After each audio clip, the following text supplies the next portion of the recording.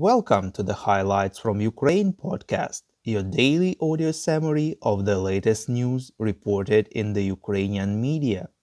We would really appreciate if you could give us a 5-star rating and leave a glowing review in the app where you are listening to this podcast. With reviews and good ratings, Spotify and Apple Podcasts will show the highlights from Ukraine to more people. My name is Artem, and here is the news. For 175 days, Ukraine defended itself against the Russian invasion. Ukraine will host the second summit of the Crimea platform online on August 23rd, reports Interfax Ukraine.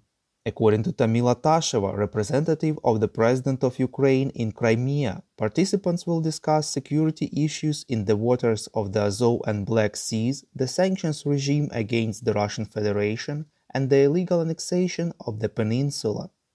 The parliamentary summit of the Crimea platform, as noted by Tasheva, will be held in Zagreb, the capital of Croatia, on October 24th.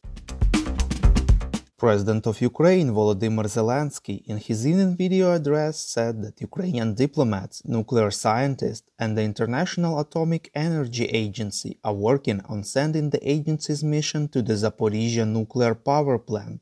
He stressed that only absolute transparency and controlled situation at and around the plant can guarantee a gradual return to normal nuclear safety of the Ukrainian state and for the international community. According to Zelensky, the Russian army must withdraw from the territory of the nuclear power plant and all neighboring areas and take away its military equipment. Volodymyr Zelensky said that the hardest fighting is happening now in the areas of Avdiivka and Bakhmut, Donetsk region, as well as in the Kharkiv region. He expressed gratitude to everyone who withstands this pressure, who defends positions and helps Ukrainian soldiers. According to the president, in Zaporizhia region, in some areas of the south of Ukraine, the occupiers are trying to improve their situation, but strategically it is hopeless for them. The General Staff of Ukraine informs that the enemy continues to focus its efforts on establishing full control over the territories of the Lugansk and Donetsk regions, reports Unian. The Russian forces are trying to maintain the temporarily captured areas of the Kherson region and parts of the Kharkiv, Zaporizhia and Mykolaiv regions, creating favorable conditions for resuming the offensive. Air and missile strikes on military and civilian targets on the territory of Ukraine continue. The main intelligence agency of Ukraine informed that Russian commandment is partially moving aircraft from forward-based airfields in the occupied Crimea to alternate airfields there and airfields on the territory of Russia. The reason for that is a series of explosions on military airfields that happened recently, reports Espresso TV. According to the intelligence, relocation of at least 24 planes and 14 helicopters was noted so far. Yesterday evening, Russian forces shelled Kharkiv and hit a dormitory where people with hearing impairments lived, reports Ukrainska Pravda. According to the preliminary data, at least 7 people were killed and 20 wounded. The attacks resumed early this morning when 5 missiles hit the city.